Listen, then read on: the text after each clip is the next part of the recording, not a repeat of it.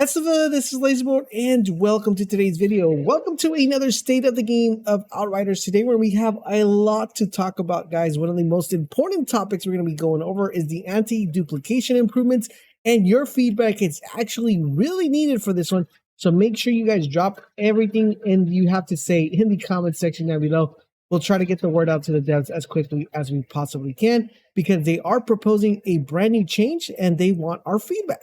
In addition to that, we're also going to go over the patch notes and news of when the new patch might be coming out. And we're also going to be talking about ongoing lists of currently tracked issues in Outriders. So if all of this sounds like something you're definitely interested, a like would be greatly appreciated. And let's talk about the dev news of today's Thursday. So start off with the first topic, which is everybody's been saying, it works, it doesn't work, I can't get the gun, I keep getting the same gun over and over. And that is the anti-duplication. And today we're going to be talking about what type of improvements that could be made and what was actually done when they implemented. So let's go ahead and start off with it. So this is what they said. It's now been over a little while since we implemented our changes to the legendary drop rate system. And now we're able to see on global analysis level the beneficial impact these changes have made. Analytics also indicate the anti-duplication system is working well across the global population. As mentioned previously, it does not guarantee that you will get a unique item with every drop, but it does appear to be significantly reducing the time until players receive new uniques. So basically they're saying that it hasn't prevented you from getting duplicates, but it has increased the rate of people getting weapons that they didn't have or armor that they didn't have. Is that the case for you guys? If that is, let me know in the comment section down below. Also, as a quick note, guys, I do want to let you guys know, if you need help getting items or getting a weapon like the Dead Shield, the Akari chest piece, and haven't been able to get it, we stream every day here live on YouTube, so make sure you guys stop by and hang out. The best way to know exactly when I go live is head on over to our Discord server. Link is down below. That way you guys get notified. Sometimes YouTube does not send out those notifications. Also, if you guys are hearing noise in the background, they are fixing stuff in my house, so that's why the noise is there. So this is kind of where they want your feedback. They say there's one outstanding question that we want to get everybody's opinion on. The system currently rerolls a drop legendary item once it identifies that you already have said item on your character or your inventory stash. So basically what they're saying is the way the system kind of figures out if you already have that item, it checks your stash, it checks your inventory, and based on that, it actually gives you the reroll drop. Okay, so once again, I do want to state that does not mean that you're going to be getting, the weapon that you don't have. It just means that you get an extra reroll. Now, this is what they say. This system, however, can make it a bit harder to farm for an improved version of that particular item if you're specifically relying on that item for farming. So what they're saying is very important, because you want to pay very close attention to this statement. This system, however, can make it harder to farm for an improved version of a particular item if you're specifically relying on that item for farming. So this is the example they said.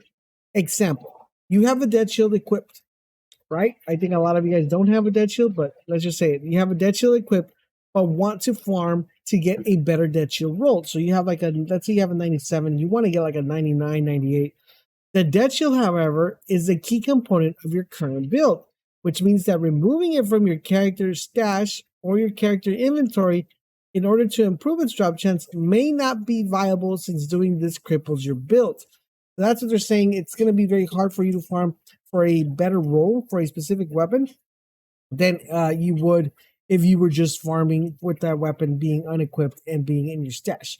Now, wink, wink, nudge, nudge. I think I solved how to get higher rare drops. So higher, pretty much how to get the actual weapon to drop at a higher rate. If you guys would like me to put out that video, drop a comment, drop a like. We'll try to see if we can do it, guys. We'll try to see it. I think we can actually solve the issue. So this is what they're proposing, and this is where they want your opinion.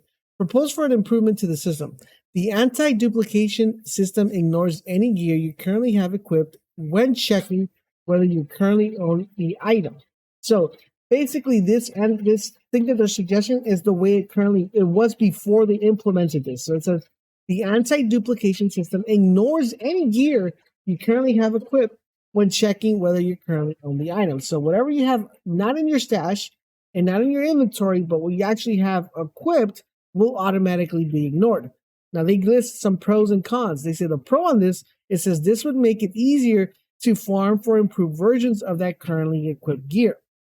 The problem with this, or the con of this, it says that hunting for unique items could become a little longer again, as your currently equipped gear wouldn't trigger any anti-duplication system. So 8 items would be added to the do not reroll pool. So that is what they're saying. So if they were to implement this brand new system from the one they currently have, which would kind of negate anything that you currently have equipped, and add that to the pool, it would make it harder to farm for specific items. But wait, guys, that's why you have LaserBolt. If you have the LaserBolt luck and you know exactly where to find the loot, you wouldn't have this problem. So I actually like this one. This actually would make it easier for me to actually help you guys get the stuff you need. Now I said no, as this is global and invisible backend system, there's no way to turn it on or off on a player by player basis. A pick and choose your own reward option is also not feasible within the design of the game. Such changes wouldn't be present in our current patch, but it could be potentially be worked into the patch thereafter. So what do you guys think? Shall we make the changes to the system? Shall they implement the changes? That is what they want to know. Do you guys like the way the anti-duplication system is now? Or would you like this implementation where the anti-duplication system is actually ignoring the items you currently have equipped or within that you're currently using at the current moment, and only take a look at the items that are in your inventory and stash, but kind of omit the ones you have equipped? Let me know in the comment section down below, because we do want to know. Now, onto the second topic at hand is the patch. When is the patch actually coming? Because it was supposed to come this week and it got delayed. They're stating that the patch will probably at a 95% be available to download next week. Remember, that's the buff updates. So here is what we're looking forward to in the upcoming patch. Improvement and faster Xbox sign-in process. So it seems like the Xbox has had issues when it comes to signing in, but that seems to going to be improved.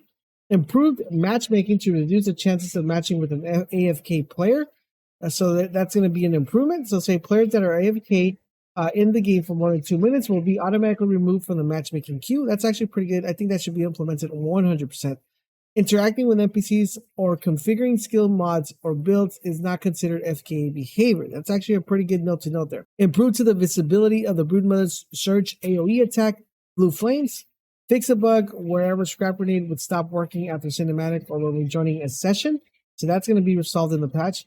Resolve an issue with the Technomancer's Borealis set and change its description to match its new behavior. This is the new behavior of the description of the Technomancer's Borealis. It's increased damage on frozen enemies by a certain amount. Also, critical hit damage is increased for all party members for a few seconds after Cold Snap is used. The old description was increased weapon damage on frozen enemies by X. Also, critical hit damage increased by Y for all party members for C after Cold Snap is used. So they kind of reworded it just a little bit so it gets a better idea of exactly what that's doing. They also fixed the bug that could cause the tricksters hunt the prey to get stuck on activation. They fixed the bug whereby bleed status from an armor mod, Bloody Crush, would not be inflicted on enemies hit with the Gravity Leap skill. So this is actually pretty good because that is extremely important. They fixed a bug whereby the Devastator Blood Donation class nod wouldn't work if the player didn't have other active skill life leech nods on the mods. So that's been fixed. They also clarified the description for the Ravener's Locust mod. Fixed a bug whereby dismantling an item might not have displayed the mod preview. Fixed an issue that would cause the insect allocate to not properly unlock for client players. And they fixed an issue that could cause players to not get the proper rewards if they completed an expedition during the final second of the reward tier. Plus, they're also going to be fixing other bugs and crashes. So that's pretty much the patch that's coming. It says this patch will also include the below tweaks, which can be considered a small rebalancing patch. Please note that this is just a small tweak that requires code work and was already ready to be re-rolled into this patch.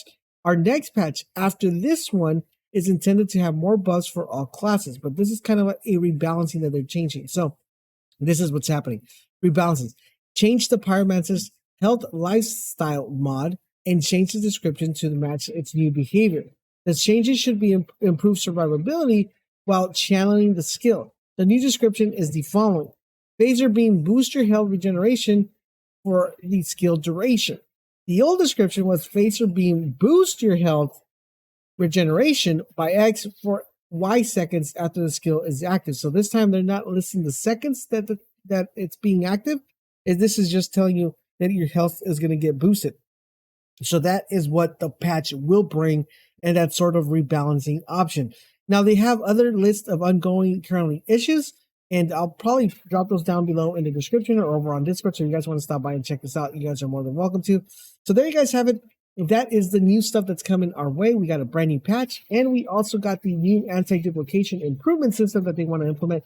Let me know what you guys think in the comment section down below. If you're enjoying our Outriders coverage, don't forget to hit that like, subscribe, and turn on those notifications. And don't forget to check us out live on stream every single day. Thank you guys for watching, and I'll catch you guys on the next one.